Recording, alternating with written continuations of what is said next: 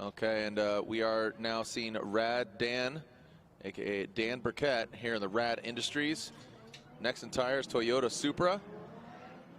And here comes Dan Burkett, initiating into the big bank, the infamous track here at Irwindale Speedway. Whoa, throws it up, gets intimate with the wall. Quick little smooch, hit it and quit it, as now past that front clip into that second outer zone, ripping into it. That angle, you can see great angle, but as far as distance from the wall, about the third hash mark, past that final front clip, Dan Burkett. So Dan, one of the drivers that we saw out at Thursday Night Drift this past week, just getting his bearings straight. You can see kind of a slow roll into the initiation here. Then he really cranks it up, taps the wall there, comes out of the zone. Full lock coming down on the inside here, but he's a little bit too deep on that inside first clip here. Now on the second inner bank here, wavering a little bit. He's a little bit tight on his line. I like to see him get a little bit deeper there. You can see, and that line forces him to go wide on that second inside clip. So good first pass for Dan, and a couple areas where he can actually work on to better his score next time around.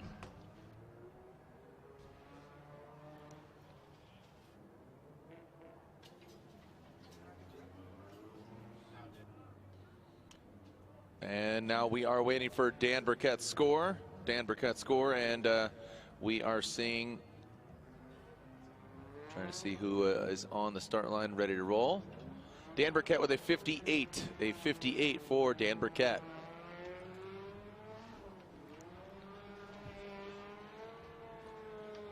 And yes,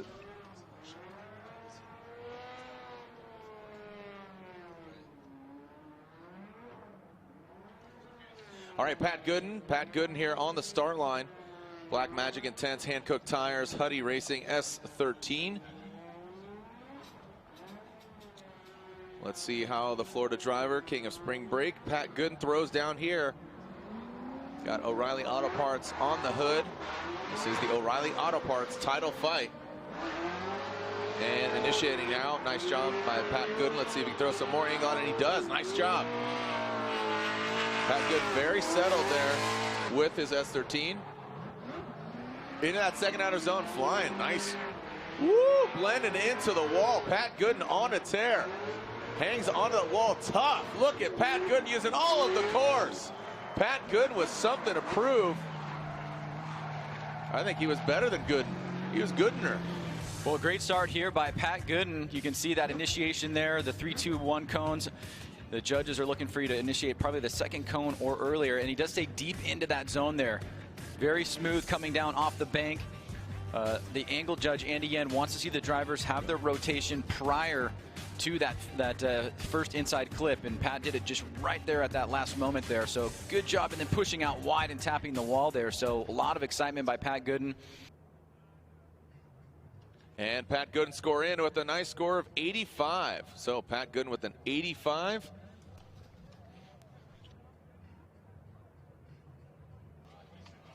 All right, so right now it is Cameron Moore. Cameron Moore, Nameless Performance, Toyota GT86. He's on Nexen Tires. Let's see Cameron Moore. From Battleground, Washington, the Butcher. See the big meat cleaver there on the side. And some big meat cleavers out back, those Nexen Tire rubbers. Let's see how we can throw down here with Cameron Moore. 333 initiates. You can see getting a nice angle, maxes it out, transitions past that front clip about the second hash mark. Now into that second outer zone. Like to see more angle from him. You can see now putting into it. Oh, tapping the wall. And Cameron Moore powers through the finish line. So some nice things from Cameron Moore, but when it came to that second outer zone, seemed a bit hesitant and then threw it in. As we take a look at this run once again here from Cameron Moore. Brian? Yeah, just taking a look here at the initiation. You can see he does a great job staying high on the wall here, then comes down right off that bank on that second hash mark there. So pretty decent job trying to keep that rotation before. Has a little bit of a flub there on the inside bank. Taps the wall there, but keeps angle in the vehicle. So great save there. And then nice and tight on that final inside clip. Full throttle all the way through. So Cameron Moore putting the car into the wall, but keeping the composure all around, and a good start for him. Yeah, that second bank has surprisingly been the claiming of the victims of the particular cars over the years. I mean, the big bank of Irwindale, we saw Chris Forsberg go into it yesterday, but maybe some of the chatter, or what were some of the happenings yesterday at practice, because Forsberg, real quick, Cameron Moore with a 68, but maybe get some of the fans up to snuff. Well, I think, you know, in general, when we've added this 8th event, it was a challenge for drivers, you know, to really program their vehicle and tune their vehicle in such a way that it will last all 8 rounds. And, you know, I get the sense that, you know, we come into this final round, and not only is there's this huge anticipation and all this pressure, but, you know, the vehicles have had a long season. We've seen a lot of guys go through motors and things like that. And so Thursday practice is always really interesting to see as a, you know, an outsider watching these guys going through what they need to go through for their preparation. And we did see quite a few wrecks yesterday, and some guys working feverishly overnight, and even some replacement vehicles since it wasn't an official practice. Yep. So we'll get to that in a little bit. But right now, Kyle Mohan, he's firing on all, not cylinders. He's on the Wankles, the rotary-powered MX-5, the lone rotary vehicle in competition, winding it up. Nice job by the Menace. Quickly getting past that front clip. Not max angle there, but like it right there. Comes off the wall a little early, but when it comes to the front clip, zeroes in. And wound up is Kyle Mohan as he crosses the finish line. So Kyle Mohan putting down the first part of his campaign here, run at number 1, initiating, staying kind of a mid-high line on the bank.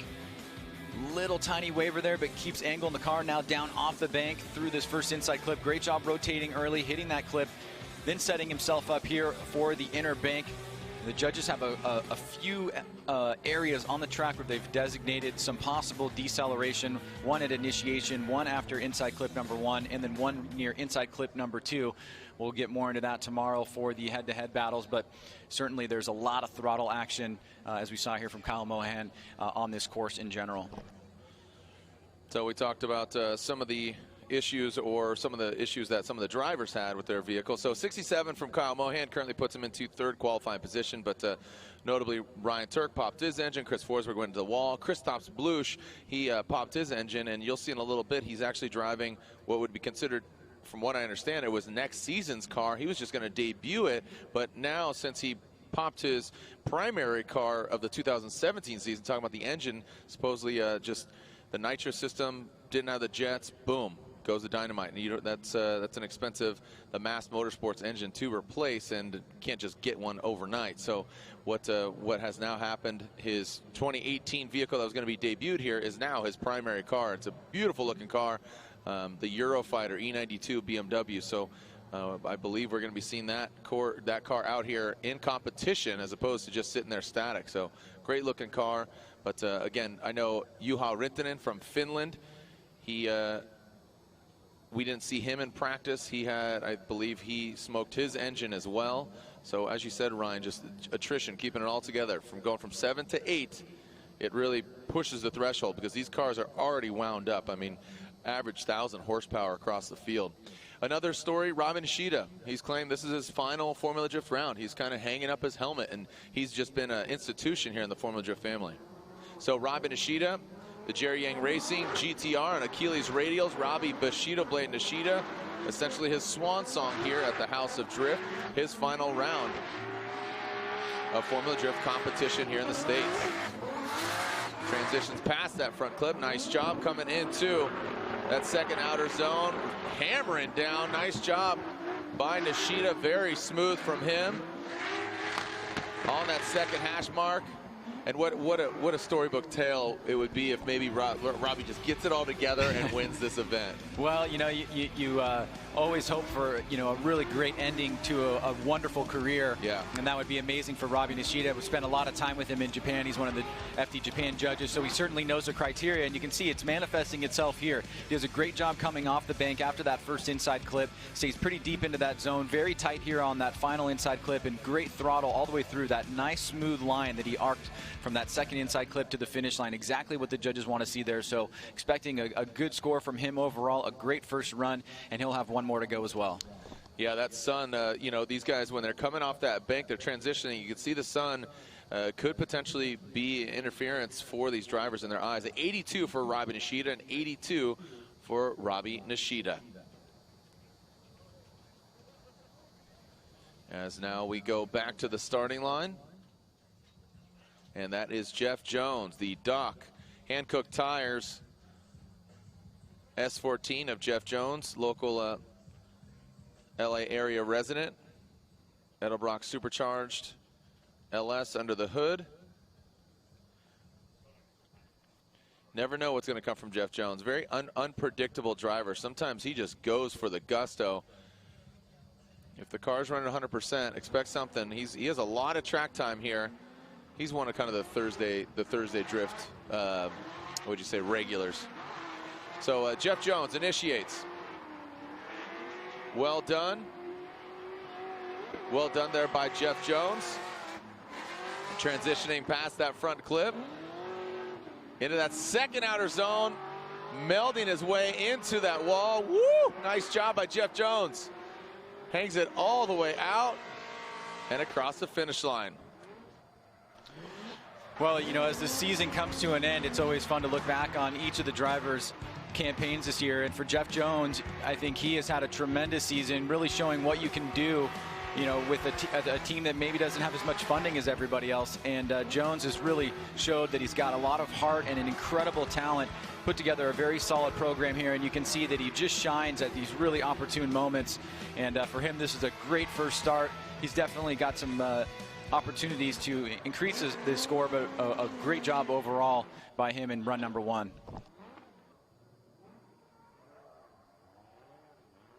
And scores are in there for Jeff Jones, a 75.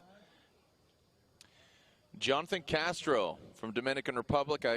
I would venture to say kind of the most memorable battle from this year. If something or somebody steps up here at Irwindale, I would say the most memorable battle for me this year was Jonathan Castro and Frederick Osbo. Ryan, would you agree? On a number of different levels, I would agree. Not only was it one of the most memorable, his reaction after the fact and what it did to people, including myself, was pretty awesome to experience live.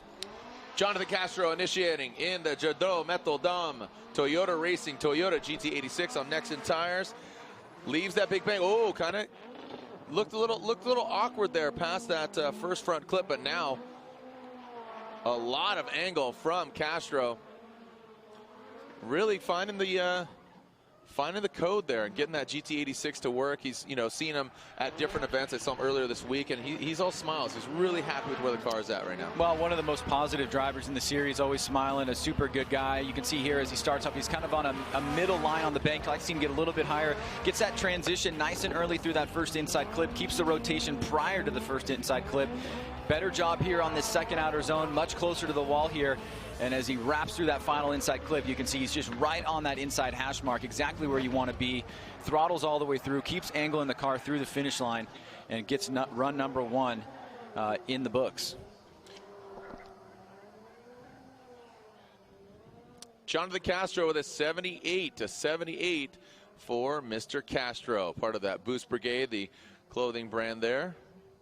See his Boost Brigade lid. And his Toyota Racing teammate of the OG, Ken Gucci, Gretty Performance. Nexen Tires, Toyota Racing, Toyota GT86. He's been a busy man. Somebody, you know, I follow all the drivers on Instagram, and he has been one busy cat. I know he spent a lot of time out at COTA. He's doing a lot of activation stuff with Toyota, and definitely really found himself ingrained with the brand that is Toyota. You know, they moved their world headquarters, or excuse me, their U.S. headquarters from here in Southern California out to Plano, Texas. So they had a big grand opening out there. Here we go, Ken Gucci. He has his way with this track quite a few times over the 14 years of Formula Drift. Oh, that was not the prettiest, as they'd say, in that second outer zone. And Ken Gucci now brings it into that front clip. That's how it's done. But Ryan, I was looking at the TV. I was looking at the monitor, not actually him on track. Let's look at this again past that front clip. Yeah, you can see the initiation is pretty smooth. The judges really want to see a quick rate to angle there, and so that's a higher risk maneuver. Gucci does it a little bit more methodical, but as he transitions off the bank, he ends up with the vehicle pointing towards the grandstands. And the judges definitely shaking their heads in here. A big mistake for Ken Gucci, and we'll have to get Ryan Lantane on to get his interpretation there, but this may be a throwaway run for him. Opposite drift. So, yeah, Lantane. Yeah, it looks like an opposite drift. Wasn't at the right angle going by that inside clip, so he had the angle in the opposite direction of which he should have. So he ended up making that inside clip almost a rear clip with the back of the car. All right, so there are your opportunities, or examples, excuse me, better yet, of the incomplete run. Spinning out, opposite drift. That's what Ryan Lantane, and that was a perfect example of what opposite drift is. Drifting with the opposite angle required at that point on course, because the vehicle is supposed to be pointing up towards the grandstands. It was pointing the opposite direction. Then hood, hatch, trunk, and or doors opening during the run. That's an incomplete run. Yeah, these are the ones that Lantane likes to call absolutes. Right. If this happens, you're getting an incomplete, but they also have the right, if there's just something too crazy on course going on, if you straighten out for too long of a period of time, that I have seen in many occasions where they will award an incomplete for a run that just wouldn't even be a factor anyways. Yeah. So, you know, we have a different category of incompletes in the head-to-head matchups, but the ones that we're talking about today are particularly for qualifying. Copy. Matt Field on the start line, 777, the Falcon tires. If you haven't watched the videos, frenemies. And did I just call him Matt Powers? I think I might have. Matt Field, just thinking to myself there. I've done that before in the past. But Matt Field, 777, the beast from the Bay, Falcon tires, a fun driver to watch. Vape-tasia on the doors, and I know they're cheering him on from Northern California. Woo! Look at that big plume of smoke coming off the back. Signature teal and blue, and Falcon tires have been here since day one, 2004, so it's great to see it. And if you can remember, last year's where Matt Field struck, using that Gears of War 4 vehicle that took him to the top of the podium, Ryan, where remember Field? This is where he started just firing, just killing it, going from Texas to here, back-to-back wins. Can Field do it again? Can he repeat here at the House of Drift? Well, he definitely made a mockery of everybody in Texas and here at Irwindale by just winning the last two events of the year and really changing a lot of things in the championship. You can see he makes a little bit of a mistake there on that first inside clip. Matt knows this course very, very well here. He's deep into this second outer zone, using a little left foot brake there to get around, and then through that last inside clip, he's on that first hash mark. So this is a good start for Matt Field. He definitely has a better run in him, but a quality driver that is really strongly developed over the past couple of years, and one of my votes for a championship contender in the future. Yeah. But every year, as we've seen, Jared, guys dial things up.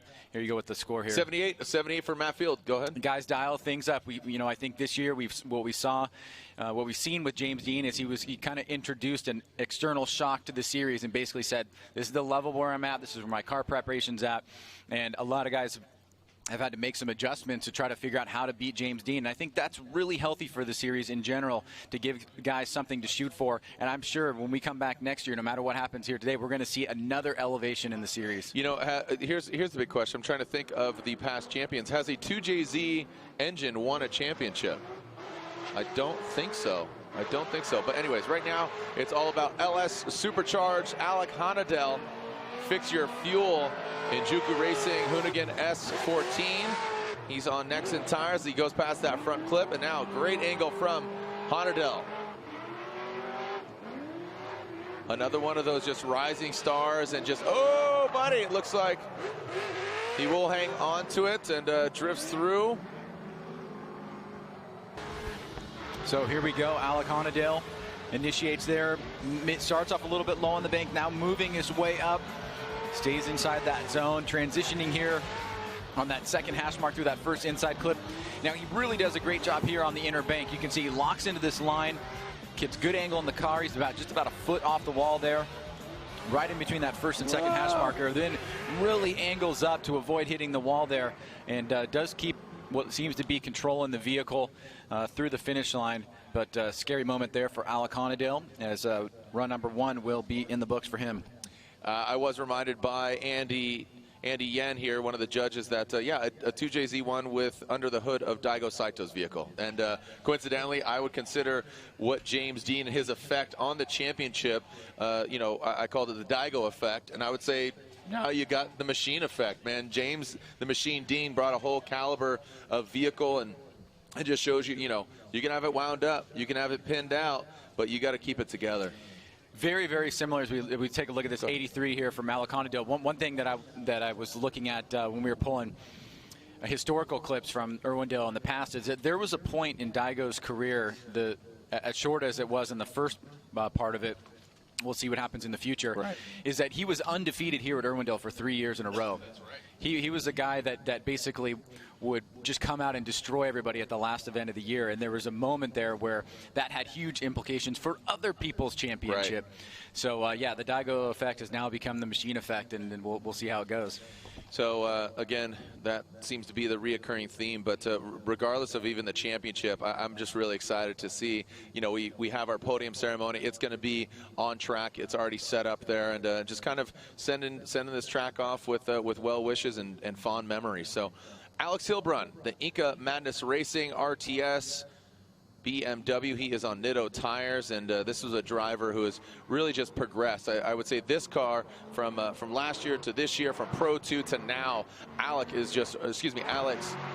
Hilbrun is a fun one to drive, a fun one to watch. Alex Hilbrun now on the bank. Nice job. Quick, snappy transition. Now quickly get into that second outer zone. Would like to see him closer to the wall there, Ryan. Doesn't seem to get all the way out to the zone. Does go tight to that front clip. So as I give him praise, Alex Hilbrun, a fun driver to watch. Doesn't exactly get to the exact point he should be. Yeah, it needs to be a little bit deeper in that second outer zone. And, you know, it wasn't too long ago that we were talking about Alex as a real championship contender. He had that part of the year in April coming out of Long Beach and also at the Grand Prix where he won an event, got second place against Dean, and he just got shot out of the cannon. But here we see him on his first qualifying run. You could, like you said, a little bit deeper is needed to really fill that zone completely. The judges want to see you scrape that wall, get very close there.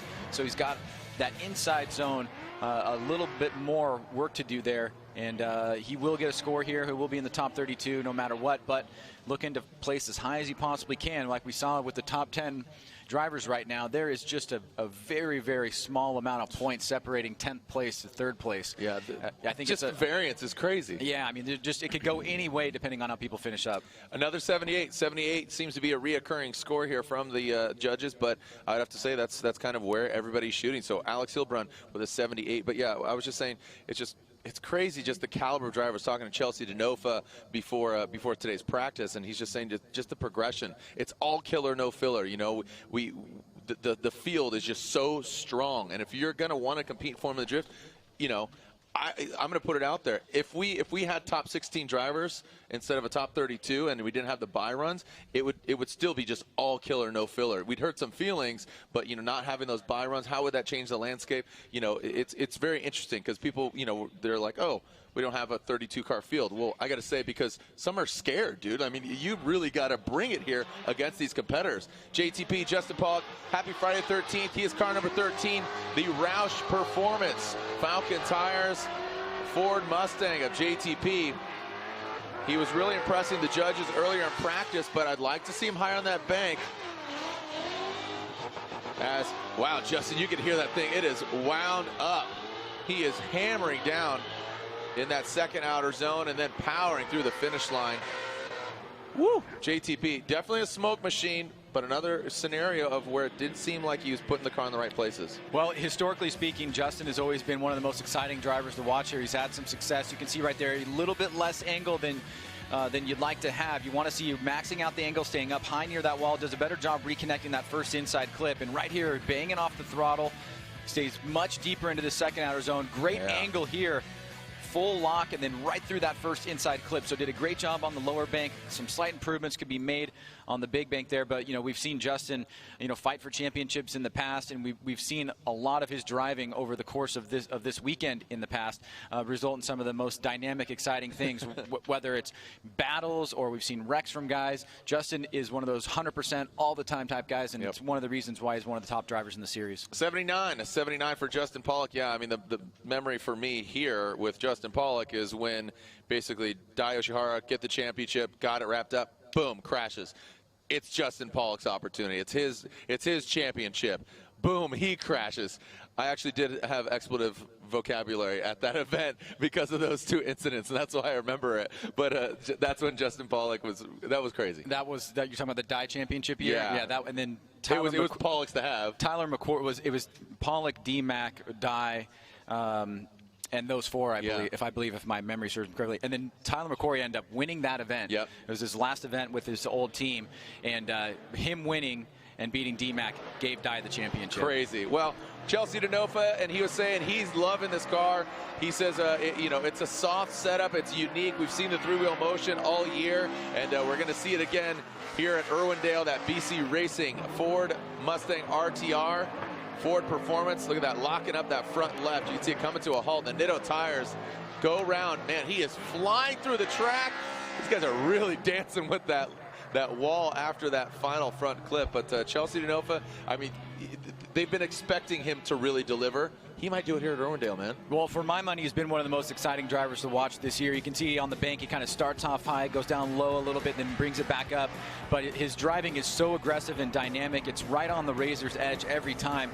And when he pulls off what he's intending to do, it's just stuff you just really don't see that often.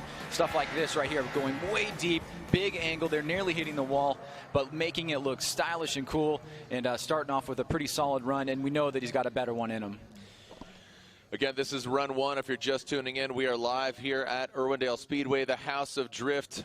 And 87 for Chelsea Denofa, and 87 for Chelsea Denofa. You can see ATD wheels, centerline alloy wheels on a suit. Ford Performance, as Chelsea will have a second go. Again, this is the first run for the drivers right now. It's Peter Vincic, a Formula Drift rookie in that Wordhouse Drift Team 2JZ Power. Looks almost identical to our current points leader and potential 2017 Formula Drift champion. But Peter Vincic from Poland. Now initiating into the bank. Big angle there from Vincic. See how he handles. Whoa, nice. Got snappy. I don't know, he might have been a little too early there. Oh, checked up. So, yeah. Looked a bit awkward. So it caused him to throw him off of that second outer zone. Let's take a look at this again here, Ryan. So that front clip causing another driver an issue. We saw Gucci do the opposite drift. Watch him check up here. Well, you can see he starts off pretty decently here. A nice smooth transition, gets the angle in the vehicle, mid-high line on the bank. And as he comes down off the bank here, he transitions a bit early and has to kind of make an adjustment there. And then as he tries to swing back around, using that momentum to get into the inner bank, just doesn't have enough to push himself out towards that wall. So it'll be a mistake for him there. Looks like he will have some areas to improve on the inner bank for the next run around, and certainly he's got a better run in him. So we'll see how this goes for Peter, but having a little bit of a struggle there after that first inside clip. Yeah, they just kind of getting over and talking with the judges. We're up in the booth, and the sun is bright, so that could be an issue and a factor here for the drivers when they transition, and that could have been what happened there. All right, scores are in for Peter Vincic. And a 59. So unfortunately for the Polish driver, a 59 is his first run score. But as I said earlier with Chelsea, he will have a second run alongside all the other drivers. Now, Ryan, we are, if I can recall, currently ranked 11th in the points, because I could see Forsberg warming his tires. Man, Dean Carney and his team, hat tip to them. They have been working so hard. They've had some gremlins, but man, you know what? They've shaken them off. And again, these guys worked till 6 in the morning from last night to today. I'll tell you about it in a moment as we watch Dean Carney throw down. Nice job, Oracle Lighting, Achilles Radial Dodge Viper. Past that front clip, would like to see a little bit more angle there, but liking what he's doing here. Really powering through. Would like to see, you know, he hates his wings. I mean, if I'm his wing, I'm scared, because I say he hates his wing because it seems like every event he just knocks them off. Yes, many fences and walls and signage hate his wing as well. But very stylish vehicle here, and you can see it's serving Dean Carney very well as he gets nice and high up on that bank. Great job there. Nice smooth transition back around. Very tight on that first inside clip. I love the way that he's managing to get from turn to turn, making it look smooth. A little bit deeper into that second outer zone is what we'd like to see, but overall this is a good first run for Dean Carney. And like you said, Jared, the team worked so hard from yesterday, had some problems today. To get it back out there and just put a run together is a feat within itself. So we're seeing all these drivers go at 110% to try to make sure that they find themselves in competition. Yeah, most recently broke an axle after his first practice run, and then through the night, there's a wow, that's odd, another 78. But his team working through the night because basically their supercharger, they had issues with it. They went to go look at it, had different internals. So they had to swap the internals from the other one into the other supercharger. That's just, these guys are working feverishly. Another team right here, Chris Forsberg, that NOS Energy Drink 370Z, his VQ setup being debuted halfway through the season, that anti-lag setup. But his team, he went hard into the wall yesterday in the bank, or on the bank, I should say. So I know him and his team thrashing on their car. And also keep in mind, Nameless Performance operates his car, and Ryan Turk popped his engine. So their team was pulled all across Southern California here working on the cars, as Forsberg is now pulling a run here, his first run in that NOS Energy Drink 370Z operated by Nameless Performance on hand-cooked tires. Good job on that outer zone, does get deep, really tight to that front clip. There's that. So another Irwindale moment for me is Forsberg when he won here in that Sylvia and the tire caught fire. You remember that? Yeah, well, Forsberg and fire seem to go hand in hand and always create some exciting moments, not just at Sylvia, but also back at Road Atlanta and a lot of other places where fantastic things happen. A good start here for Chris. He's on that mid-high line on the bank. Nice and smooth transition, that first inside clip.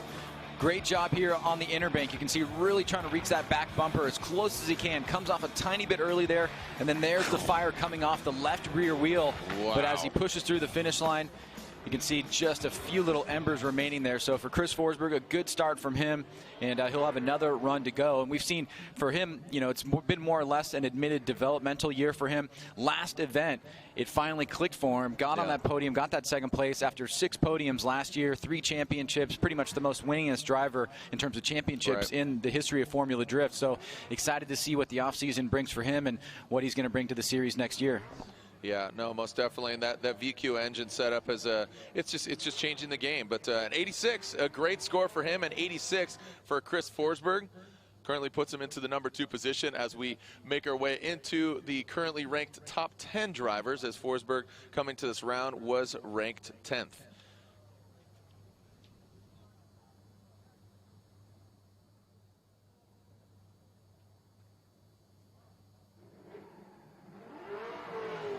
Matt Kaufman, put him in a Kaufman. Here we go, 959.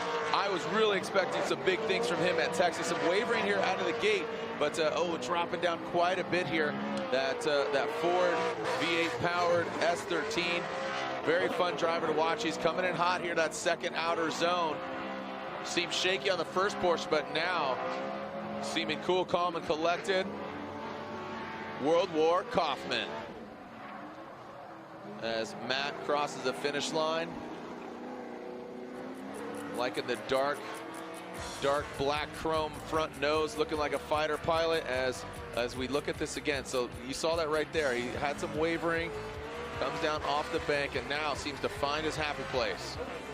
Goes into that outer zone. You see him tapping the brakes quickly. Pretty close to the wall.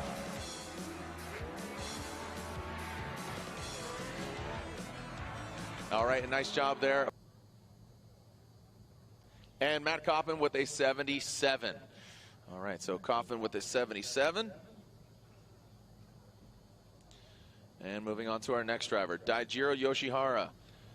He was one of those fond memories I've seen, and he's been competing here since 2004. He knows this track very well from a variety of vehicles, from S13 to 14s. S13 took him to a championship, to even a Pontiac GTO. All right, Dai Yoshihara. Screeching his way past that front clip. Whoa, buddy, dancing on a yellow line. Some corrections there into that second outer zone. And that's what the judges talk about, making it look scary, getting to that razor's edge and just causing for a trim. Don't cut yourself there, Dai. So let's take a look at this again. Quickly initiates, now turns on the smoke machine, works his way up. You can see how far that wing actually extends past the car too. It's kind of tricky there past that front clip. Would have liked to see him max out the angle. Seems like he checked up a little bit and almost threw himself into that wall. Taps and takes out that final front clip. But Dai Yoshihara, when that car runs well and it's up to snuff, seems that he is a guy to beat. 86 and 86 for Dai Yoshihara.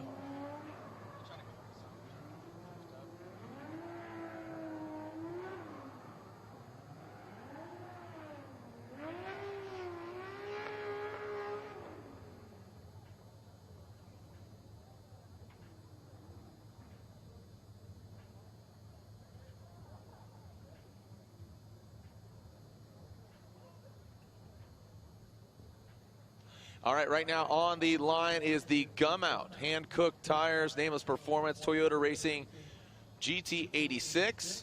Valvoline running through the veins. Here we go. Ryan Turk from New Hampshire. Let's see what you got. Again, Ryan Turk and his team firing off those cannons out the back. The 2JZ engine popping it, so him and his team working on the vehicle through the night to get it back out here and running. The O'Reilly Auto Parts title fight. The championship will be crowned tomorrow. Nice job by Ryan Turk. Blending into that wall. Again, a champion will be crowned tomorrow night, as well as an overall victor here at the House of Drift. Well, Turk's car is a really good vehicle to listen to understand where the drivers are on and off throttle. Clearly big throttle here. You can see he's nice and high on the bank. Now coming off the transition, still throttle here, and then right here you're going to be a little bit of a lift, adjust, back on throttle.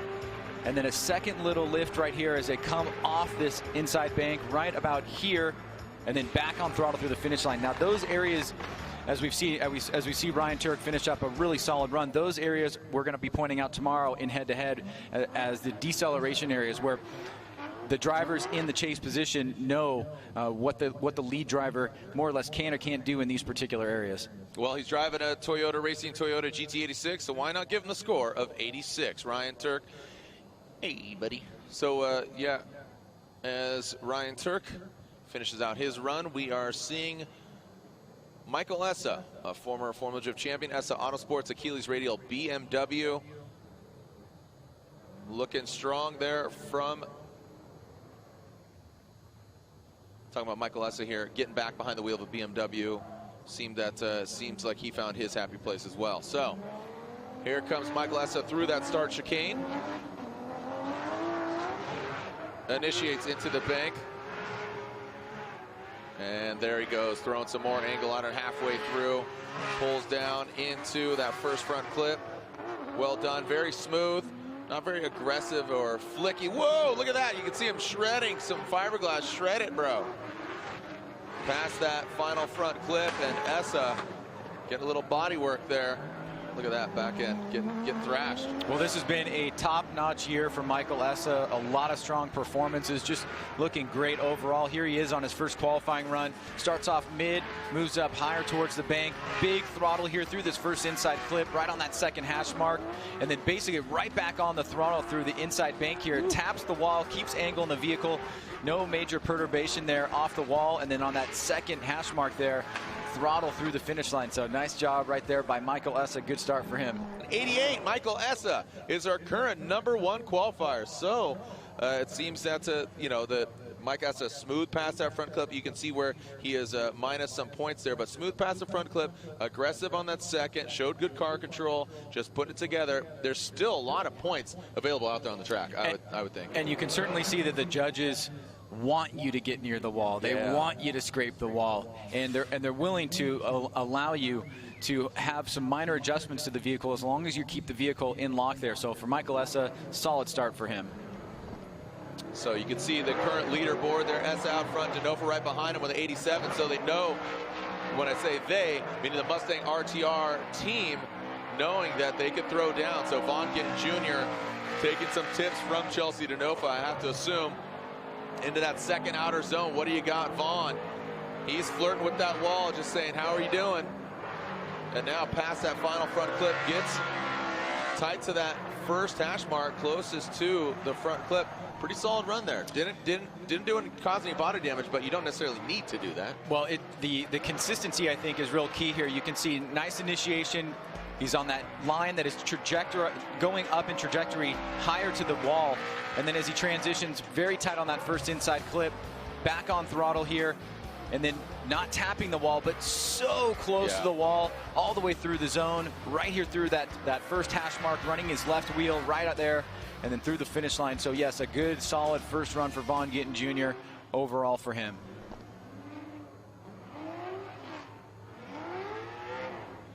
Looking like a scene from Star Wars here. Right? Doesn't look like a little Tatooine going on right now? Yeah. That's not a moon. Vaughn Gittin Jr. with an 83. An 83 currently puts him into 7th position as we now advance on. So this is a vehicle that was initially going to be debuted as next year's competition car, from what I understand. It's called the Eurofighter. Christoph Blush from Latvia behind the wheel. HGK Eurofighter. This thing is beautiful. Carbon Kevlar, the full thing. Great looking car. It's a shame you got to cover it with stickers, but you have sponsors to pay, bills to pay, so it's cool to see. And so again, NOS blew up the engine last night. You know what? Let's pull it out. Here we go. The first time ever you're seeing this car run here in Formula Drift. Christoph Blush in contention for a top 3 finish in the Formula Drift Championship. So no holds barred here for Christoph Blush into that second outer zone. Dialed, eyes on the prize. And Christoph's, don't hit the wall, please, has really tight to that front clip. Great execution. I mean, shoot. Christoph looks like he's been driving this thing for years. Yeah, I mean, that definitely was Christoph Blush style type driving, even though he just picked up the car from the port yesterday. Wow. I mean, a crazy story here. You can see nice and high on the bank there, huge angle in the car, smooth transition to that first inside clip, flirts with the wall right there, and then tucks it right into the pocket. Could be a little bit deeper, but you can't get too much on him here on the first run. Overall solid performance, and a great story to see him out competing as opposed to being out of competition. Yeah, and it bears repeating. He is in contention for a top 3 2017 Formula Drift Championship. So you know, he's going up against the likes of Odie, and we saw the standings earlier. But Christoph wants to throw down. You can see, look at that, like helicopter going across. This is a kind of a unique setting. Also, our hearts and thoughts are with those in Northern California and during the fires, those here in Southern California and during the fires, those flooded in Harvey, as well as we are doing an auction. I'll get more details on that. 82 for Christoph Blush. If you haven't already, go to Instagram's Facebook or Instagram. There's an eBay auction. All the proceeds are going towards flood relief. This is really cool. We're getting a lot of cool products and properties, including a photo shoot with Larry Chen from Speed Hunters, and Larry Chen, infamous photographer, but a signed helmet from AEM. AEM, a sponsor of Christoph Blush. That's what reminded me of it. But go to formuladrift.com. There's more information on how you can give back by even receiving something very unique and cool. And again, giving towards a good cause, and that's flood relief. So again, our hearts and thoughts and prayers are with all those across the globe just enduring some crazy natural disasters. As right now, we are seeing Odie Bakshis. Odie Bakshis currently 3rd in the standings. Throws it down. The Falcon Tires drifts wheels. S14. Works his way up the bank. Right, listen to that throttle. Some wavering there. Wasn't the cleanest past that front clip. Now looking really rock solid. Could be a little bit closer, about a quarter car distance, and powers through the finish line. Well, prior to Seattle, Odie made some adjustments, I think, and overall we've seen the second half of the season, his performance just really elevate. He's got those podiums in the back pocket from the past couple rounds, and you can see here why. A great job on the bank there. A little bit of a flub coming through that first inside clip, but overall a strong performance here. Pretty deep into that second outer zone, comes off and just, I mean, literally right on that inside clip without hitting it. So good job by Odie Bakshis here in run number 1. And of course, he's got that second run to go as we find our way getting into the top 5 gentlemen here. Frederick Osbo, our second place in the championship points. Odie Bakshis sitting in 3rd, and an 87 for Odie Bakshis, putting him in 3rd, matching his championship position right now. So good start for Odie Bakshis, and just 2 drivers left to go here in run number 1 of qualifying.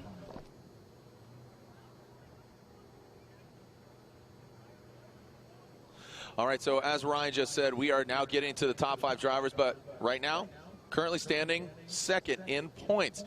He definitely needs to qualify in order to go for that 2017 championship overall win. He does have a previous championship victory, in previous years, but the debut vehicle, or the debut year for this particular vehicle, the Rockstar Energy Drink Toyota Corolla IM on Nexen tires, throws down the hot hatchback, getting into the bank, holds stumped as is saying, and right now he is definitely doing that.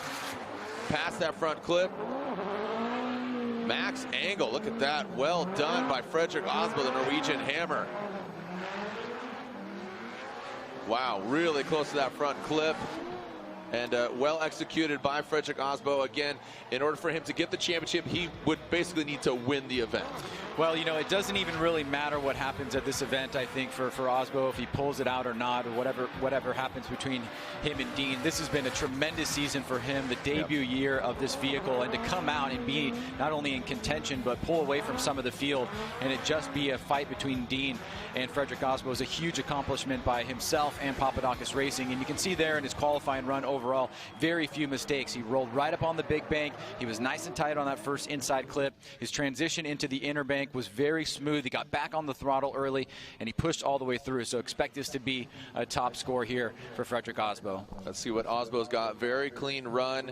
And next up will be our current points leader, an 89 for Frederick Osbo. And let it be noted that when we came into this round, we had 28 drivers. So that would mean that we have 4. So the top 4 qualifiers would get bye runs from the 32, would not need to compete in 32 and get a fast pass into the top 16. But from what I understand, Juha Rintanen did not run in practice, so he probably won't run here in qualifying. But right now, all eyes are on that of James Dean. But right now, you can see our top 5 drivers. So those top 5, as it stands right now, if Juha Rintanen does not run, those top 5 guys we'd see next in top 16. Who wants to spoil that? James Dean. James Dean, this is essentially a championship on the line for him. He needs to throw down a qualifying run. He needs to run tomorrow, and he will be your 2017 Formula Drift champion here at the O'Reilly Auto Parts title fight. Wordhouse Drift Team Falcon Tires, Irish driver, haven't seen him in numerous years, comes back in dominant fashion, and he goes into that second outer zone. You can see the Falcon Tire plume just firing off the back end of the Silvia S15, bringing it into that front clip. And Ryan Sage moving one step closer to being a 2017 Formula Drift champion. Well, there's no doubt that he's proved himself this year time and time again. He's got those 4 wins, and after the first event in Long Beach, I think people are wondering if it was just going to be a fluke and just kind of go into the one-hit wonder. A one-hit wonder, but no, it wasn't that. He was consistent, strong, the reliability of the vehicle, and look at this here, nice and high on the bank, nearly scraping the wall, transitions off the bank through that first inside clip, moves in here into the inner bank, gets back on the throttle, and very deep into this zone as well. And so you can see just here the car control. One of the things I've noticed about James overall is that when he gets himself into a tight position in tandem where it looks like he might hit the guy because the guy had too much angle in front of him, he somehow or another pulls it off and keeps the run going. And so I think the car control has been a really big factor, and we've seen some really high marks from him this year, and I imagine that this qualifying run is going to be up there as well. Yeah, by no means is he a one-hit wonder. I'd say I'm a quad-hit killer at this point. He has 4 wins, 91, boom, a #1 qualifier. So again, 4 wins this year. If he holds that position, he will basically, be your 2017 champion, but the rule states you need to roll and have your run. So essentially, if he stays in that position, if qualifying was done, because it's not yet, because every driver has 2 runs, if he stays in that position, he would get a bye and a fast pass in the top 16, and essentially his top 32 bye run would be a celebratory lap, and he would be your 2017 Formula Drift champion. So.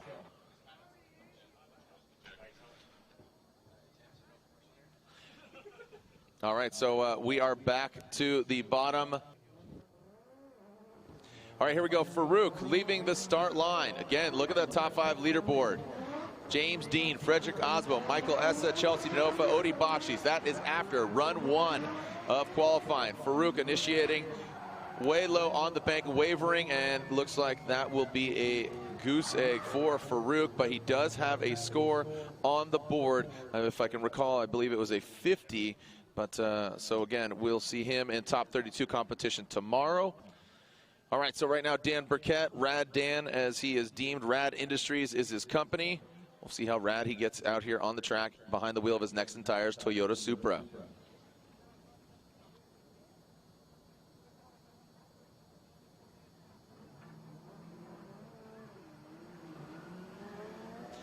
All right, here we go. Rad Dan initiating. Into the bank, yeah, working his way up in that beautiful looking Toyota Supra. Past the front clip, he goes. Could have hung it out there a little longer. Would like to see him max out that angle. And now hammering down. And Ryan, as you said, he's one of those drivers that comes out to the Thursday night drifts, takes advantage, because here at Irwindale Thursday night drifts open session, have at it. Yeah, and a lot of different course configurations. I love his approach here. On the big bank, and you can see he moves his way up nice and high there. Great job coming down off the bank. Could have been a little bit tighter there on that first inside clip. And then through this section of the course here, pretty deep, fills that zone. Nice job on that final inside clip, and great throttle all the way through. All right, so Rad Dan awaiting his score as Pat Gooden is on the start line. Let's see what we got here. Dan Burkett, an 83, so definitely betters his first score from a 58 to an 83. You can see the signature mullet and grin. Very mellow, chill, Dan Burkett.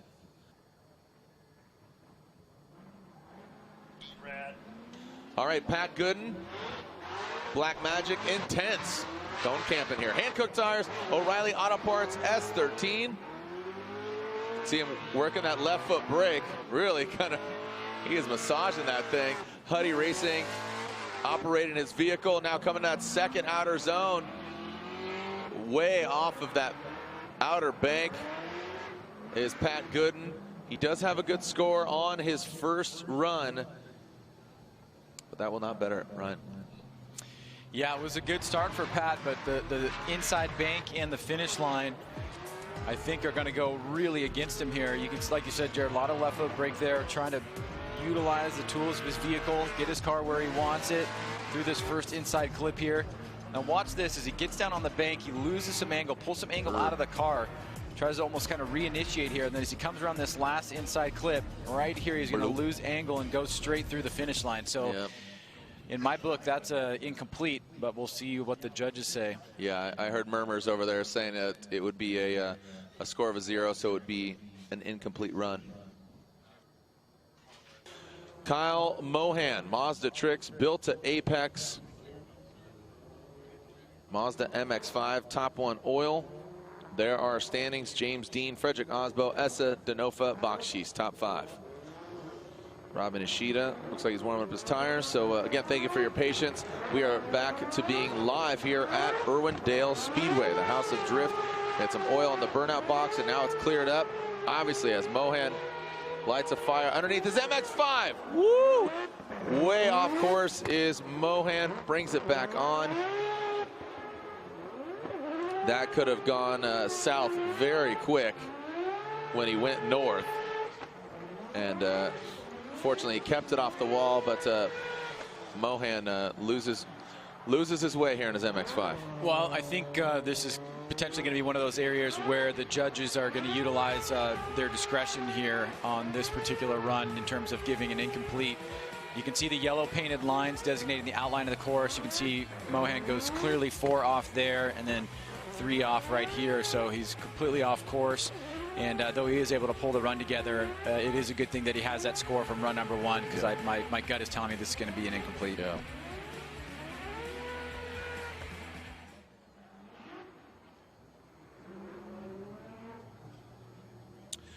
Kyle Mohan with a 67. A 67 for Kyle the Menace Mohan. Oh, excuse me, sorry, a 67 on his first run.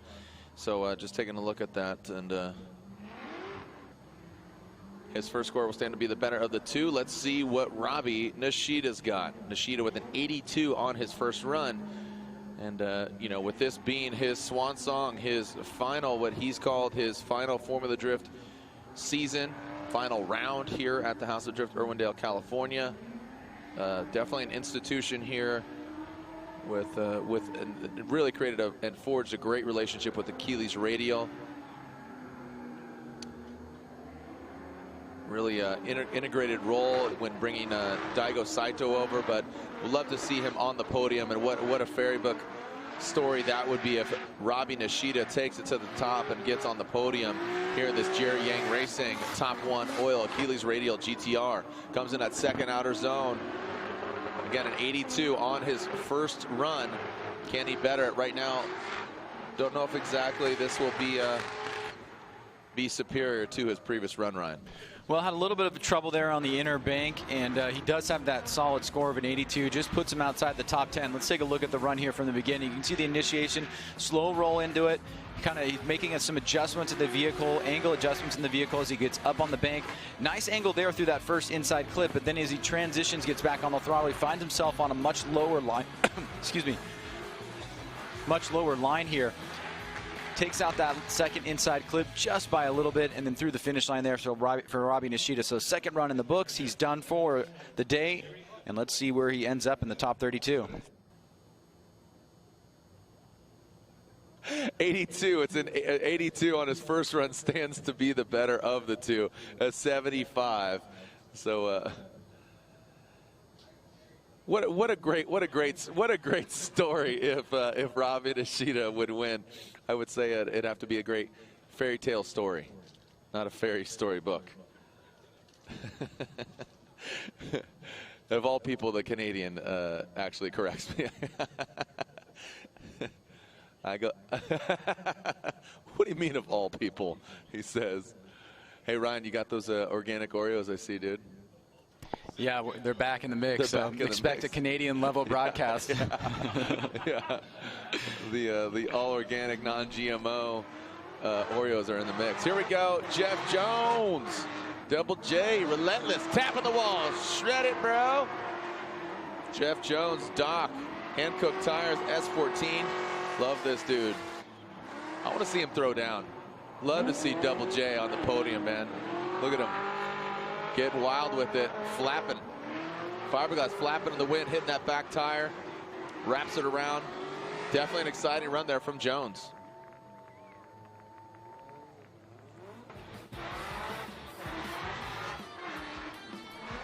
So you can see there a little love tap on the wall with Jeff Jones. It's caused him to go down a little bit low here, but driving with fury as he comes off the bank. Just a bit long there on that first inside clip. Now on the inner bank here is Jones. Pretty good job there, staying deep into that latter part of that zone, and then through that final inside clip, smooth line there. So a couple little flubs, including a wall tap for Jeff Jones, but overall gets through it relatively unscathed, and we'll see what kind of score he gets on run number 2. For Jeff Jones, 73 on his second run. His first run is 75. Stands to be the better of the two. Currently puts him into number 21 position. Gerdo Metaldam, Toyota Racing, Toyota GT86.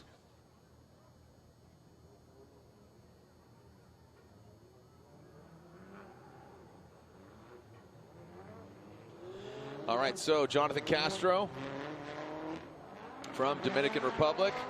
You can see him ripping it into the bank, getting high, and now drops into that front clip. Woo! Look at the flick of the wrist into that second outer zone. Inches his way closer to that outer wall, about the second hash mark there from Castro. Comes unwound. Let's look at this again, Ryan. Break it down. Jonathan Castro here, run number 2. Initiates, gets right back on throttle. Just goes right up to the edge of the wall there, fills that zone. Through this first inside clip here, right on that second hash mark. Good transition back around, back on throttle. A little bit of a flub there. Kicks the rear of the vehicle out towards the wall. And then right through that second inside clip goes Jonathan Castro through the finish line. Strong overall performance for him. And now he'll be able to go back into the pit and prepare for tomorrow's competition. Okay, so right now we are seeing Ken Gucci. Looks like he is in the burnout box. And Castro 77 on his second run, but his first run of a 78 is the better of the two.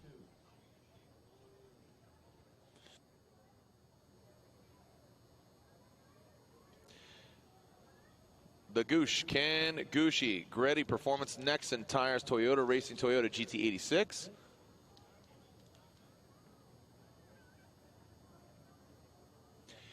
Yeah, a lot of pressure here. Thank you for reminding me, Ryan. A 0 on Ken Gooshi's first run. This is do or die for Ken Gooshi. He needs to get a score in order to advance on into the 32. Ken Gooshi initiates. No pressure here from him. Definitely feel the tension in the air. See how it transitions. A lot better.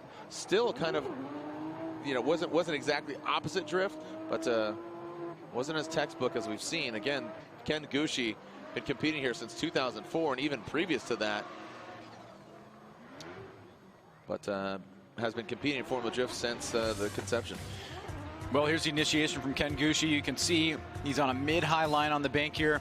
Got a little sketchy kind of right there. You didn't really know what was going to happen. Did come off the zone a bit early. Got into a really weird part of the course. This section of the course, though, as he comes on the inner bank, much better here. Looks a lot more fluid and stable. You can see the attitude of the car is projecting the direction of where it's going. And so Ken Gooshi will get a score. He's out of deep waters for now, and we'll move on to tomorrow's competition.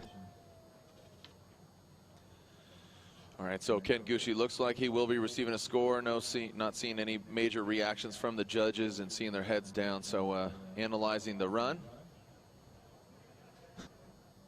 And Gooshi with an 82, so a very strong score there for Ken Gooshi on his second run.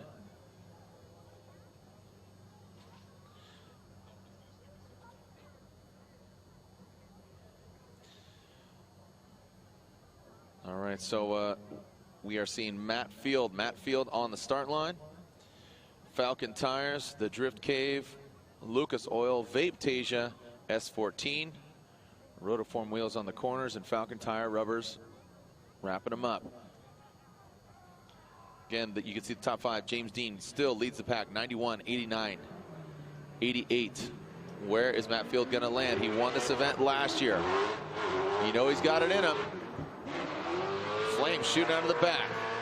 The beast from the base showing his fangs. Nice job up there on the bank. Absolutely pinned down, hammered down is Matt Field. Awesome composure here from Matt Field. Can he take the lead from James Dean? That 91 as Matt Field, woo! Make some noise for Matt Field, the beast from the Bay, showing up in grand fashion. Well, Matt Field loves this track here. You can see as he starts off on this mid-high line on the bank, huge throttle right up against the wall there, fills the entire zone. Full commitment coming down through that first inside clip. He's on the second hash mark there. And then through the inside, he pushes harder and harder through this section of the course. Nice line here. Very tight on that final inside clip, and great overall job by Matt Field. Yeah, Matt Field's one of those drivers just over the years progressing, you know, getting behind the wheel of vehicles over in Japan, over in China. You know, he's traveling all over. Another one of those drivers just really drifting the world, and that seems to be just a growing trend. If it's James Dean, if it's Forsberg, Von Gittin Jr., you know, Frederick Osbo, you know, all the top drivers are really, you know, they're competing in the Formula Drift Championship, but they're getting more seat time in different sanction bodies. In 88, well, I'm actually kind of surprised by that score. I'd like to see, so I mean, look at that, 31, 32, and 25. So some points left in the line category angle. So an 88, I'd like to see a higher score for that, but again, that's what the judges have dictated. So still but it does put him into the top 4, so that's a good position to be. Yeah, I mean, just a few off. Yeah, 3 points off, but that's where you start to split hairs. Alec Honadale, fix your fuel, Nexen Tires, S14. Let's see, what are we going to see from Mr. Honadale? Now slowly works his way up there.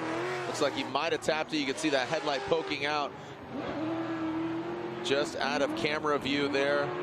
And now really getting personal with that outer zone.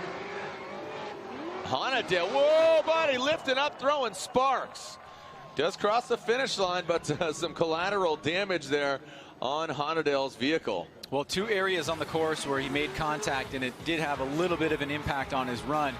Though very exciting here. As you can see, he's on this midline. As he moves up to the wall, he's pushing hard, pushes a little bit too hard, and drops that right rear tire over the line after he makes contact. Now, as he comes down on the inner bank here, you can see he's going to start moving towards this outer wall. He taps it right there, taps it again, and then through the finish line. Right here, you can see the back just lift up for a second. Sparks fly a little bit, and he finishes up the run. So very exciting there from Irwindale. A little bit of debris down on course, it seems, and we'll see what that does for his score on run number 2. Here is the Roush Performance Ford Mustang. Hashtag Roush Drift. JTP is just getting a lot of fans over the years. A very aggressive style. Seemed like he took it down a little bit, but knowing Pollock, he wants to get out there. There's Irwindale's score, an 87. An 87 for Irwindale. Does better his first run of an 83. And right now, this is JTP, Roush Performance. Again, hashtag Roush Drift. This car was debuted at SEMA last year, and from what I understand, you're going to want to take a look at Roush Performance on social media and hashtag Roush Drift. Take some photos of this ripper right here. Falcon tires, Lucas Oil Ford Mustang. Flicking it in. Oh, some wavering there. You saw that big faint entry, but now looks like he's locked and loaded, working his way up top. Beautiful carbon fiber weave shining in the light. Man, that camera shot really just shows how violent the driving is, and across the finish line. Ryan, looks like on initiation had a little bit of a correction there. Let's take a look at this again.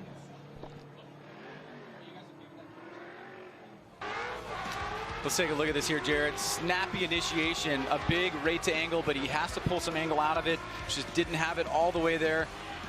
And great job by him getting up very high on the bank towards the end on that inside clip.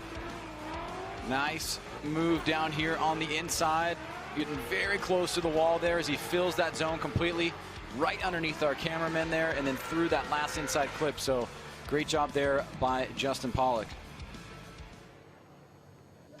An 89, look at that. Justin Pollock jumps up, currently sitting in second, and still leaving 5 points in line category. You can see that 3 points in style, so really shining in the style category. And angle leaving about 3 points, or 3 points exactly.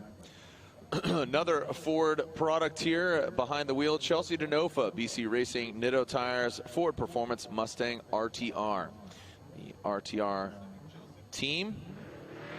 And here comes Chelsea Denofa. Again, these guys, 2 Ford Mustangs, but 2 very different driving styles and setups. And Chelsea throws it into the wall.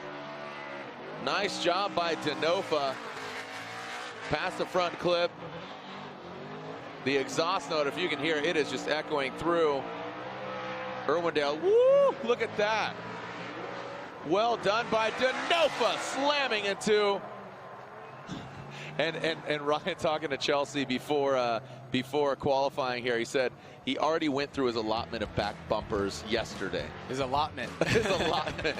I think that's 6. Yeah, so he's like, let's park this thing before I take it too hard into the wall. Well, he does a really solid job on the big bank. You can see he taps the wall on initiation, stays super high there, very aggressive driving. And as he gets down on the lower bank here, he's going to just get ever so close, but fill that zone completely. And then right here, smash. Woo! But keeps angling the car. It'll just be a slight deduction there. That's very exciting. And a nice job by Chelsea Denofa overall, once again showing just that very high level driving, exciting driving, full throttle all the way through. A 98, boom, near perfect for Chelsea Denofa, a 98. Only 1 point off in line, 1 point off in style. Ryan, do you think that's well-deserved? It was definitely probably one of the most exciting runs. We've obviously seen the judges lay down what they're looking for here. I think, you know, tapping the wall towards the end should be a little bit of a deduction there. Maybe went a little bit high, but, you know, overall, very, very exciting run by Chelsea Denofa. All right, so as we are seeing Peter Vincic, our next driver.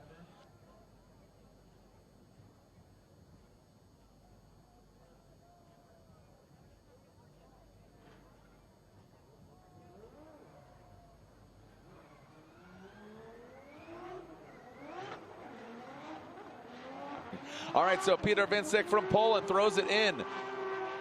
Nice job, a lot more composure from the first one. He had some mistakes there on his first run, so I know he wants to step it up. But look at how each driver truly is. Peter Vincek rising to the occasion. You can see a 59 on his first score. That's definitely going to be higher than a 59. There by Peter Vincek. Ryan's looking into his crystal ball and kind of seeing where he'll land. Chelsea Denofa with that strong showing there, but and it's safety and making sure that you know, his eyes are on the prize. I am Batman. Sorry, just his vehicle looks menacing. It almost looks like the Batmobile. Hi, I'm Dean Carney.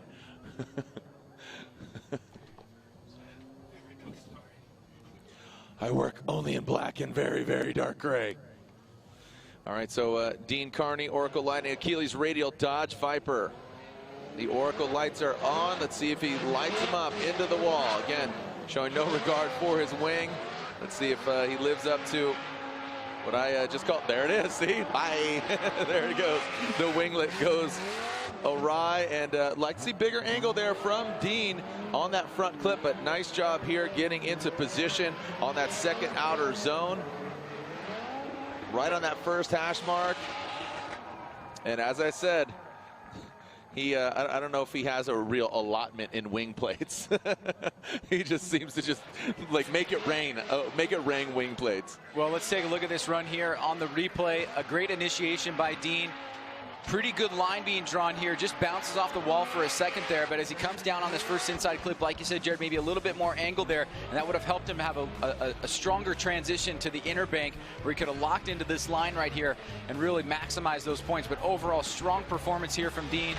Really pushes hard through the finish line there. Tight on that last inside clip, and I think an improved performance from him from run number one. All right, the smoke lingering here at the House of Drift.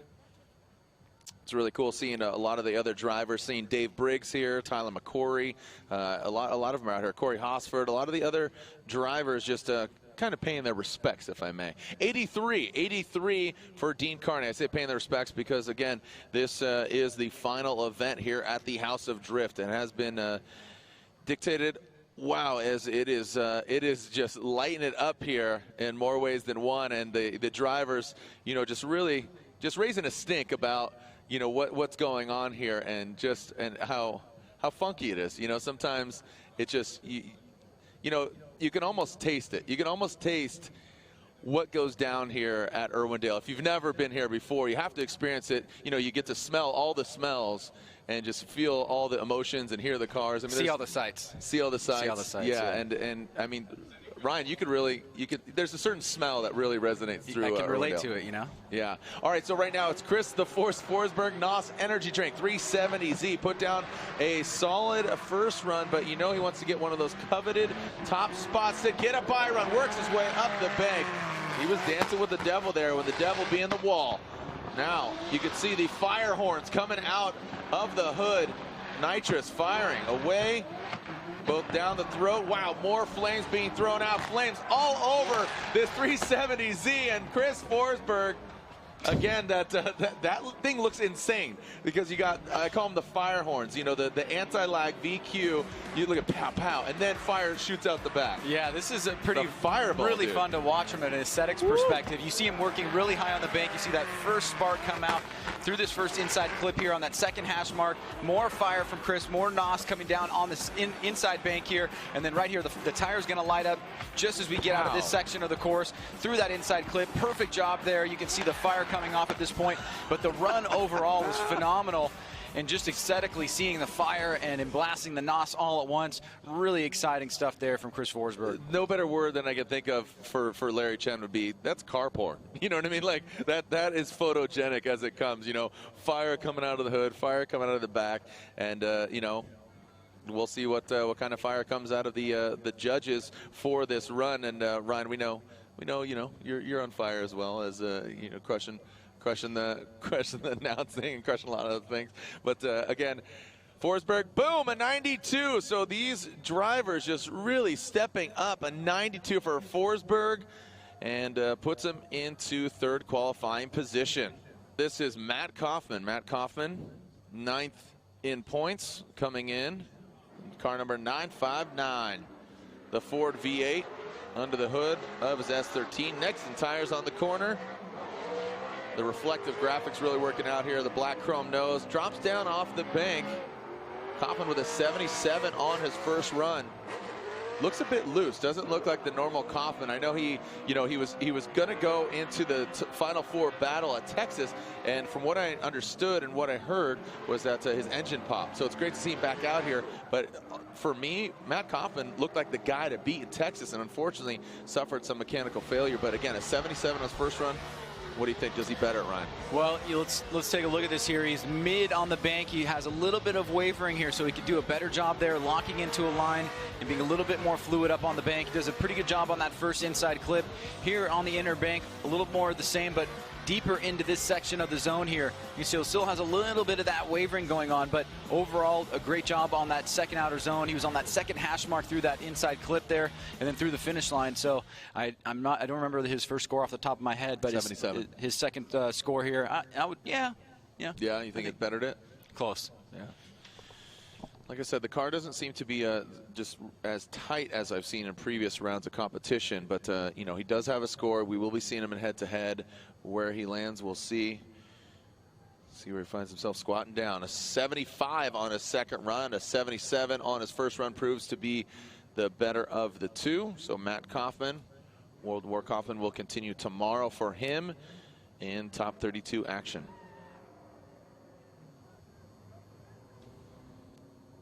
Daijiro Yoshihara, turn 14 distribution, Falcon tire, run BC. See Brian Crower logo there on that C pillar. Let's see what we got for Dai Yoshihara. Our current top 5: Denofa, Vincic, Forsberg, James Dean, Justin Pollock. And what do we got here from Dai Yoshihara? See him quickly checking the wheels. You can see the 6 through 10 there on the leaderboard. Dai Yoshihara tapping the brakes, really not tapping, actually pretty consistent with it. Flying past that front clip, very close proximity. Whoa! On that first run, he really got close to the wall, and he did it again, but then he held onto it. Really tight to that wall. Wow, Dai Yoshihara, a very clean run. I'd say a very, very sterile. Yeah, no, I think that was a tremendous run from Daijiro Yoshihara. I mean, pretty much hitting most of the marks there. A nice, smooth initiation. As soon as he gets to this point in the course, he kind of locks onto the line that he's looking for. The wavering minimizes. He comes down off the bank, hits that first inside clip, and then super deep into the second outer zone. Enters nice and early, right up there against the seam, all the way through. And then right there to that first inside, that first hash mark on that inside clip.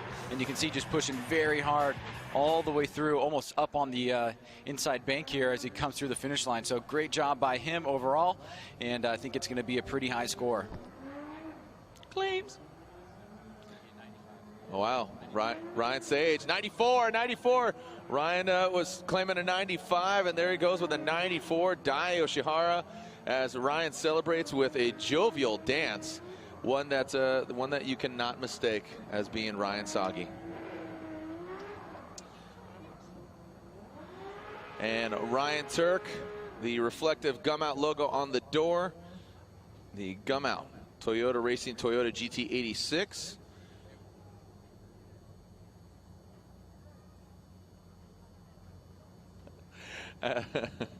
All right, so our current leader, a 98, as it's nearly laughable seeing all those 90s, 98, 95, 94, 92, 91, the top 5. So Denofa, Vincic.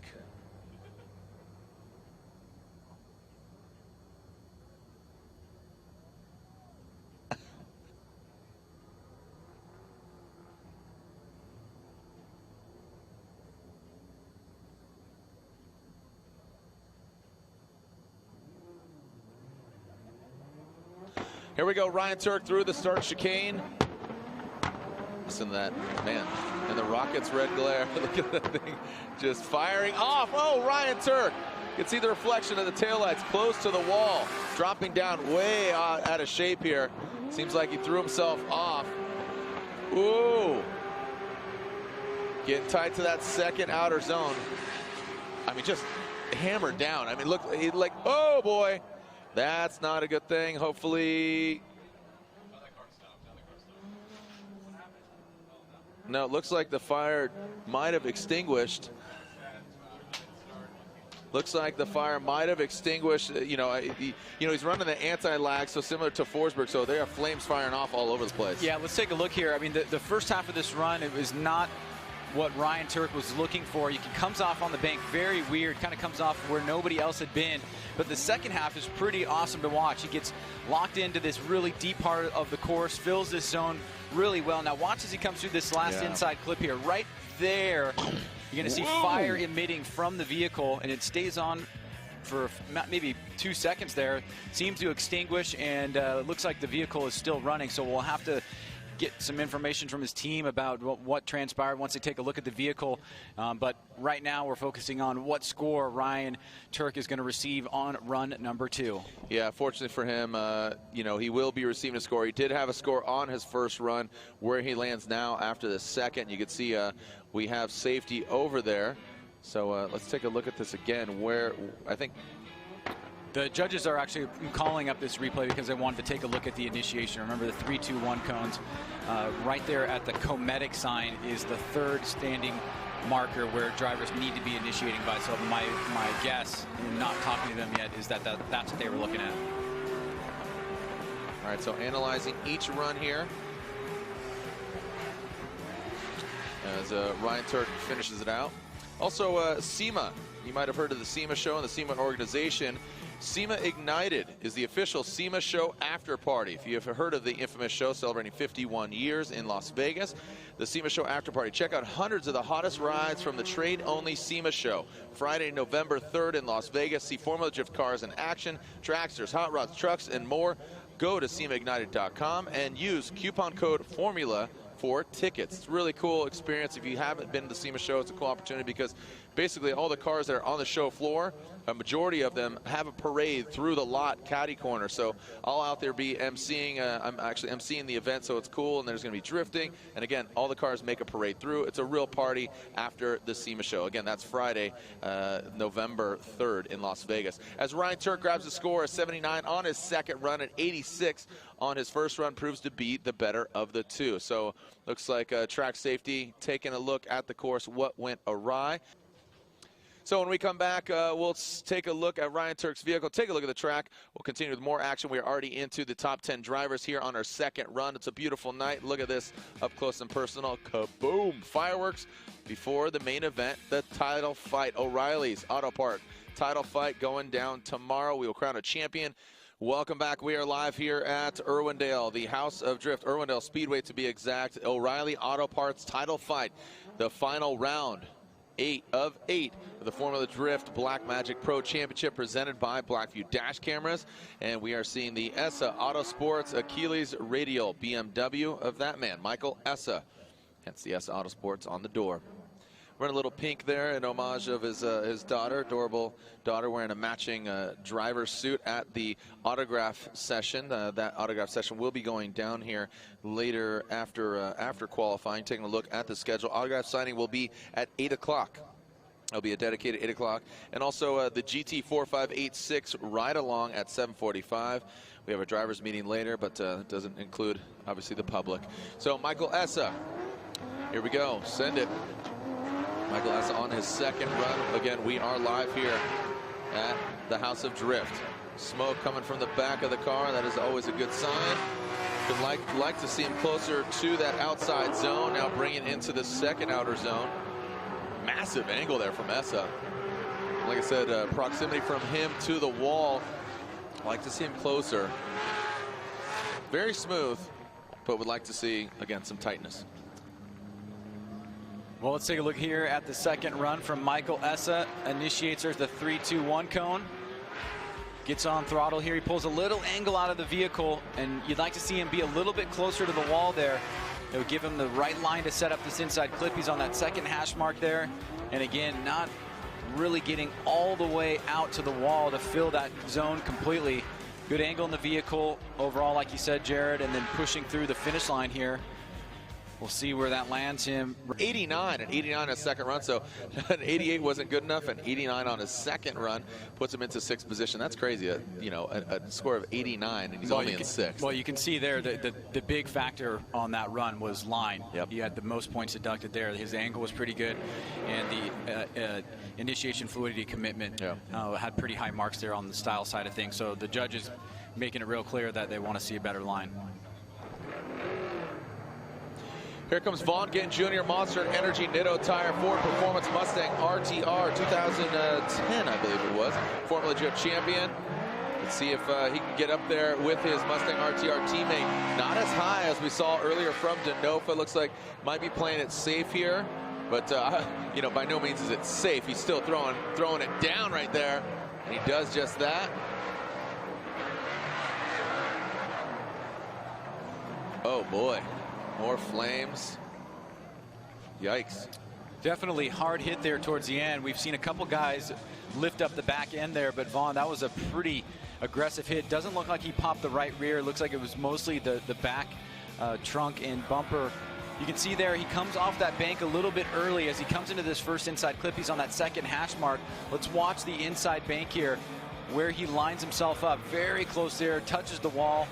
As he comes through this last inside clip right there, you're going to see he actually does, the wheel does make contact, but at first pass it didn't look like from that point of view that he popped the tire, but right here you can see, the wheel and the tire do come clearly into contact with the wall there, so he's probably got a bent rim, and you can see the back right of the vehicle, lights are out, so there's definitely some damage sustained there, but these vehicles are built to go into walls, so it'll be a matter of pulling it out, and hopefully nothing substantive to the frame or anything like that. Yeah, and the RTR team of Vaughn and Chelsea, they do a good job of really setting up their corners almost modularly, where you can just swap out a corner. They have basically parts boards where it's like, okay, here's the right corner, here's the left corner, front, back, side to side, living it up. And that's a 0. That will be an incomplete run there for Vaughn Gittin Jr. And Ryan, that's why the judges were slowing that down, where he hit the wall, he actually countered. So that was basically an opposite drift in that instance. So unfortunately for Vaughn Gittin Jr., that will be a 0 on his incomplete, but fortunately he had a score on his first run, so he will be in top 32. Again, bears repeating, this car is stunning in the not so much the flesh, but in the carbon Kevlar flesh. A great looking car. This car was just at the port yesterday. Fortunately for him, AEM and Maximum Drift Cast, they were going to debut it tomorrow, but now with him detonating his Mass Motorsports engine yesterday, pulled it out and said, let's go ahead and compete in it. So threw some Achilles radials on it. He's good to go, and it's great to see this thing run. And he was the first time I was going to see competition is next year, but you know what? He needed to pull it out of the artillery. Wow, look at that. I mean, great looking car. So initiating, Christoph Bluch. You can see a lot of wavering there. And now into that second outer zone. You got to think he wants to keep composure of this. He's going for a top 3 finish. He's not going for the championship. He's going for bragging rights, taking out that front clip. Gets close to that wall, flirts with disaster there, but keeps it off. So Christoph Bluch on the second run. And we also don't know, at least in detail, what he has as far as backup parts on the vehicle. So he's already in top 32 for tomorrow. He's got plenty of time to practice tomorrow. You don't need to go out and sacrifice. It would be great if he could get one of those 5 buys. That'd be great for him. But is it worth it for the vehicle that you're planning on taking to SEMA that you pulled off of the container last night? I think it is worth it to save his potential top 3 championship for sure. I think I would go that route as well, but we don't need to get too crazy in qualifying. No, and you know what? This might help him and assist him getting some, garnering some more sponsors for his 2018 championship run. Take a look at this car. Look at his driving. He's a very talented driver. He's quickly become, a favorite. I would say the moment that really defined him, as we take a look at his score, 75 on his second run, but an 82 on his first score.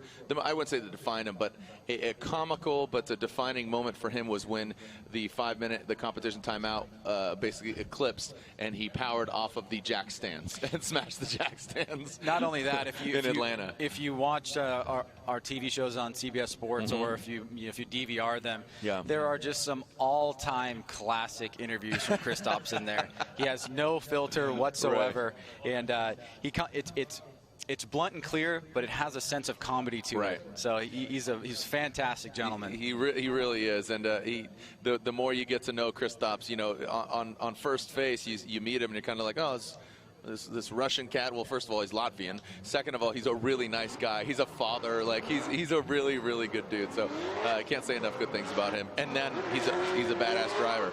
Here we go. We are seeing that of Odi Bakshis, Falcon Tires, S14. Past that front clip quickly. Look at that. Bam. Oh, boy.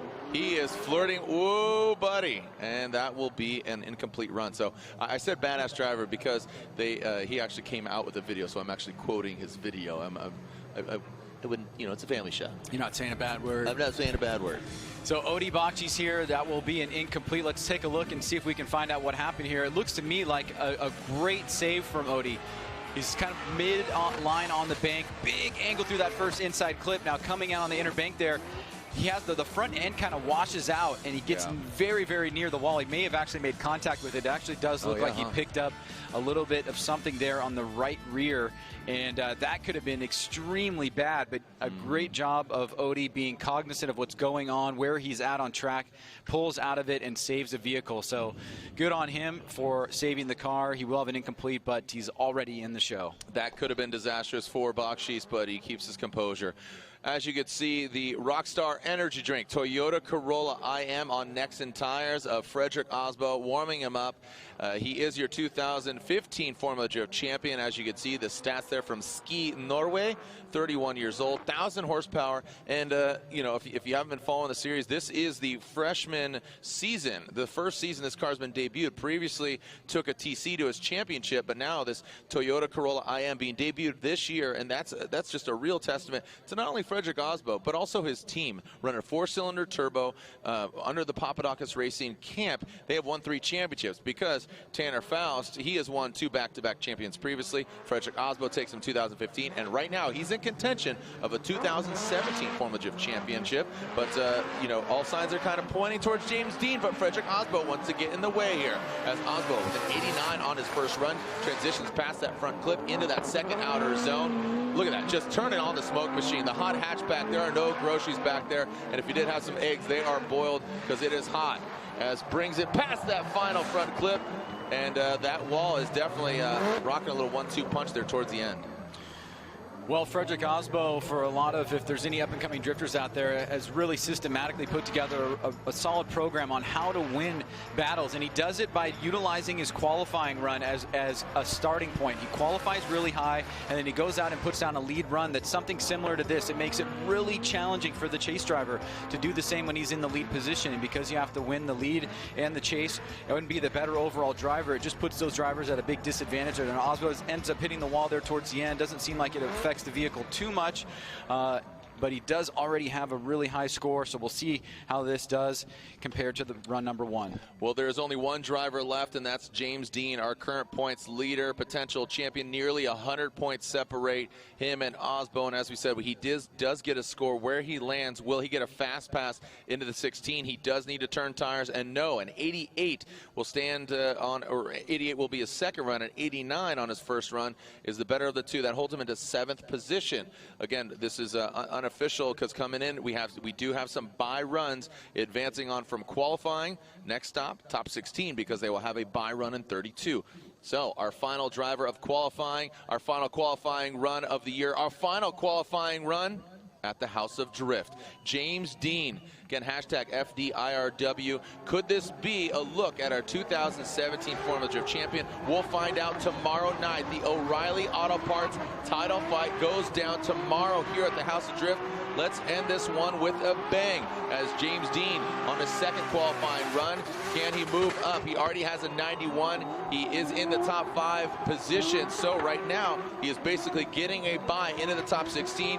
And guess what? Is he going to better it even more? A 98 is the #1 score. Taps that wall just to give a little piece de resistance. So a 98. Denofa leads the pack, and that taillight, that's a little bit of a bragging right, saying, yeah, I tapped it. Well, I mean, look, we can't really pick this run apart because there's not a lot of mistakes here. Early initiation on the throttle, super high on the bank. Look at the rear wheel right up there where the highest mark of that tire wear is. Super tight on that inside clip, immediately gets into the zone on the inside bank. He's about 6 inches away, moves it to 3. Maybe he could have stayed in that zone a little bit longer, but he's super tight on that last inside clip. And then not only does he tap the wall, he taps it in such a way where there's an excitement level, but it doesn't disrupt the vehicle at all. So is this as good as Denofa's? Is it better? I don't know. It's in the judge's hands now, but either way, he's got himself a very high qualifying position, run #1 or run #2. So event wins in one season. James Dean ties Frederick Osbo this year, and Daigo Saito has 3 wins in 2013. Sam Hubinet had 3 in 06 and 04. Hubinet is the only driver to win 3 events in a row. So James Dean, did he win? He won Texas. Did he win, was it Seattle previously?